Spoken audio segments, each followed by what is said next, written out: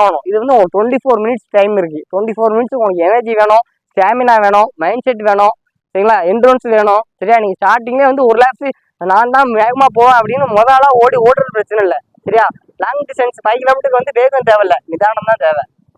சரிங்களா, அதனால நீங்க வந்து எந்த அளவுக்கு முடியுமோ கிரவுண்ட்ல ஓட விட்டாலும் சரி, மைண்டை விட்டுறக்கூடாது. அதுக்கடுத்து இன்னும் முக்கியமா என்ன சொல்லணும் அப்படின்னா 12.5 laps ஒன்றும் டைமிங். நிறைய பேர் நேற்று கேட்டீங்க ப்ரோ ஒவ்வொரு கிலோமீட்டர் என்ன டைமிங்ல போட்டு ஓடணும்.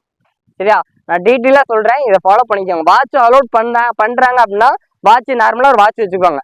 சரிங்களா, நார்மலா வாட்ச் வச்சுக்கிட்டாலே போதும். 100 ரூபா 150 ரூபா வாட்ச் வச்சுக்கிட்டாலே போதும். நார்மலா வாட்ச் வச்சுக்கோங்க. ஒவ்வொரு லேப்ஸும் நீங்க 2 நிமிஷத்துல ஓடினீங்க அப்படின்னா 12.5 laps 25 நிமிஷம் வரும். எப்படி 25 மினிட்ஸ். சரிங்களா, அதாவது வந்து பாத்தீங்கன்னா நீங்க ரோட்ல ஓட்டுறீங்க, ரோட்ல ஒன்னா உங்களுக்கு வந்து எவ்வளவு டிஸ்டன்ஸ் நம்ம கவர் பண்ணியிருக்கோம், எவ்வளவு தூரம் ஓடி இருக்கோம், இன்னும் எவ்வளவு தூரம் ஓட வேண்டிய இருக்கு, அது தெரியவே தெரியாது. சரிங்களா, நீங்க வாட்ச் போட்டுதான் தெரியாது. வாட்ச் அலோவ் பண்றாங்களோ இல்லையோ, எதுவும் வச்சுக்கோங்க, அலோவ் பண்ணா வச்சுக்கோங்க, அலோவ் பண்ணாட்டாலும் ஒன்றும் பிரச்சனை இல்லை. சரியா, ஆனா கிரவுண்ட்ல என்ன பெரிய அட்வான்டேஜ் அப்படின்னா 12.5 laps தான். நம்ம ஒவ்வொரு லேப்ஸ் ஓடும் போதும் ஒன்று முடிச்சிருக்கோம், இன்னும் இத்தனை இருக்கு. 5 laps முடிஞ்சா 5 laps முடிஞ்சு 2 கிலோமீட்டர் முடிஞ்சு, என்னோட 7.5 laps இருக்கு, 3 கிலோமீட்டர் இருக்கு அப்படின்னு நமக்கு தெரியும். சரிங்களா, நீங்க வந்து ஒவ்வொரு லேப்ஸும் வந்து 2 மினிட்ஸ்ல ஓடினீங்க அப்படின்னா உங்களுக்கு வந்து 25 நிமிஷம் வரும். அப்ப நம்ம ஒவ்வொரு லேப்ஸும் 2 மினிட்ஸ்ல ஓடக்கூடாது. சரிங்களா, பேஸ் ரொம்ப ரொம்ப முக்கியம். அதாவது எந்த ஒரு இது பண்ணா நம்ம பிளான் பண்ணி பண்ணணும். சும்மா ஆர்வக்கூடாதுல ஸ்டார்டிங்ல வேகமா ஓடிட்டு முடிக்க எனர்ஜி இல்லாம எப்படாக முடியும் அப்படின்னு ஜாக் பண்ணிட்டு இருக்கக்கூடாது. சரிங்களா, பேஸ் ரொம்ப முக்கியம். அதாவது இப்போ நீங்க ப்ராக்டிஸ் பண்ணது வேற, செலக்ஷன் பண்ணது வேற. ப்ராக்டிஸ்ல உங்களுக்கு டைமிங் வரலன்னா அடுத்த ட்ரையல்ஸ்ல நம்ம பார்த்துக்கலாம். செலக்ஷன் அப்படி இல்லை, செலக்ஷன்ல டைமிங் வரனா முடிஞ்சு. இவ்வளவு நாளாக வெயிட் பண்ணிட்டு இருந்தீங்க, எப்பண்டா வரும் முடிஞ்சு நீங்க ஃபெயில் ஆயிட்டீங்கன்னா ஐயோ முடிஞ்சிருச்சு அப்படி ஆயிட்டா அப்படின்னு ஃபீல் பண்ணிக்கிட்டே இருக்கணும். சரியா, அதனால கிடைக்கிற வாய்ப்பை சரியா பயன்படுத்திக்கோங்க. பேஸ் எப்படி மெயின்டைன் பண்ண அப்படின்னா ஒவ்வொரு லேப்ஸும் 1:50க்கு ஓடுனீங்க அப்படின்னா கரெக்டா உங்களுக்கு வந்து என்ன பேஸ் வரும் அப்படின்னு பார்த்தீங்கன்னா 2 லேப்ஸுக்கு உங்களுக்கு வந்து 340 வரும், 1 கிலோமீட்டருக்கு 435 வரும். சரிங்களா, அதாவது ஃபர்ஸ்ட் லேப் 150 ஓடுறீங்க, செகண்ட் லேப் 150, தேர்ட் லேப்ஸ் 150, எல்லா லேப்ஸும் 150 ஒன்றும் 145 to 150 ஓடுனீங்க அப்படின்னா உங்களுக்கு வந்து அக்யூரேட்டா என்ன டைமுக்கு வரும் பார்த்தீங்கன்னா 22:55 வரும். 22 நிமிஷம் 55 செகண்ட். ப்ரோ 24 நிமிஷம் டைம் கொடுக்குறாங்க ப்ரோ, ஏன் ப்ரோ 22:55 நாங்கள் முடிக்கணும், நாங்கள் 24 முடிச்சுக்கிறோம் ப்ரோ. நீங்கள் 25 முடிக்கலாம், 24 முடிக்கலாம். ஆனால் நம்ம டார்கெட் வந்து 23 வச்சா தான் 24 முடிக்க முடியும். 24 டார்கெட் வச்சா 24 25 24.1 வந்தாலும் நீ ஃபெயில் தானே. அதனால நீ டார்கெட் நீங்க ஓடுறது 24 ஒழுங்க தப்பு கிடையாது. ஆனால் டார்கெட் வைக்கிறது நீங்க 23 வைங்க. சரியா, 23 வச்சா தான் அட்லீஸ்ட் ஒரு 23:30, 23:45, 24 ஆச்சும் வரும். சரிங்களா, பேஸ் ரொம்ப ரொம்ப முக்கியம். 1:50. சரிங்களா, ஸ்டாப் வாட்ச் அலோவ் பண்ணா 1:50, ஒரு ரவுண்டுக்கு 1:50. சரிங்களா, ஒவ்வொரு லேப்ஸ் முடிய போது நீங்க கனெக்ட் பண்ணிக்கோங்க. 5 லேப்ஸ் முடிஞ்சிருக்கு, 5 லேப்ஸுக்கு நம்ம என்ன பேஸ் ஓடிருக்கோம் 9:10 என்ன 435 பேஸ். அதேமாதிரி 3 கிலோமீட்டருக்கு பாருங்க 7.5 laps. அதேமாதிரி 4 கிலோமீட்டருக்கு பாருங்க. சரிங்களா, 4 கிலோமீட்டருக்கு 4 கிலோமீட்டர் உங்களுக்கு 10 laps கவர் ஆயிரும். 10 laps முடிஞ்சுன்னா உங்களுக்கு என்ன டைமிங் வருதுன்னு பாருங்க. சரிங்களா, 18:20. சரிங்களா, 18:20னா நீங்க கரெக்டா ஓடிட்டு இருக்கீங்க. சரிங்களா, 19 நிமிஷத்துக்கு மேல உங்களுக்கு டைம் போகக்கூடாது. சரிங்களா, 19 நிமிஷத்துக்கு மேல போகக்கூடாது. அப்படி 19:30 வருது அப்படின்னா அதுக்கடுத்து நீங்க கொஞ்சம் புஷ் பண்ணி ஓடுற மாதிரி இருக்கணும். ஏன்னா 19:30 வருது அப்படின்னா அடுத்து நீங்க ஒரு 4:30 ஓடினாதான் 24 வர முடியும். ரொம்ப ரொம்ப முக்கியம். ஏன்னா வந்து எல்லா கிலோமீட்டர் வந்து நம்ம ஒரே பேச மெயின்டைன் பண்ண முடியாது.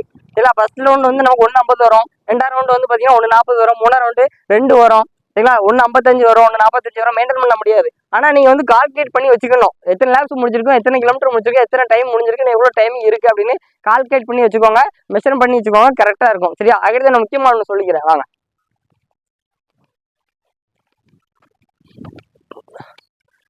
RFIDனா இதான் நண்பா RFID. இதை வந்து நீங்கள் 2 லெக்லேயும் கட்டுற மாதிரி இருக்கும். கட்டினோன்னா 2 லெக்லேயும் வந்து உங்களுக்கு டைமிங் வந்து நோட் ஆகும்.